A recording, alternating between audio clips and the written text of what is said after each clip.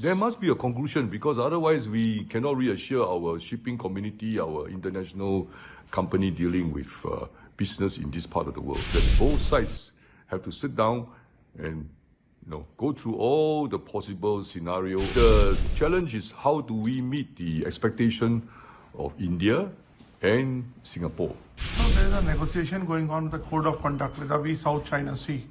This has been a hot issue between India and China. Yeah. How do you see any conclusion coming up, and how do you see the Chinese point of view on this? There must be a conclusion, because otherwise we cannot reassure our shipping community, our international company dealing with business in this part of the world.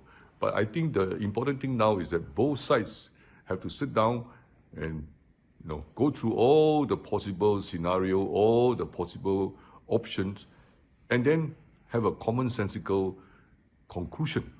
Yeah. We maintain our respective position. We cannot get any conclusion. The challenge is, how do we meet the expectation of India and Singapore? Yeah. Singapore, we are a small city-state.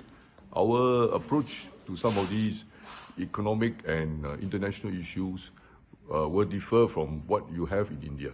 So it's a question of how we meet halfway and get the best deal out of this gap of differences. How do you see India-China confrontation going on and its impact on the regional issues? Well, two big countries will always have different opinions about how to run things. Yeah, what is important now is that both sides have to say, overall, if two of us are going to go on like that, then the people around us may eventually move on to other things. So how?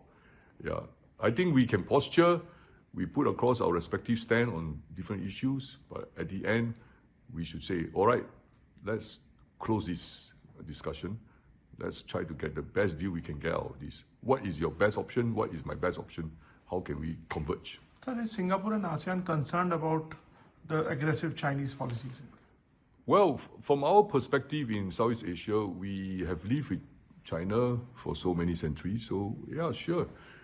We will just have to find a way to negotiate with each other, compromise, if you like, with one another.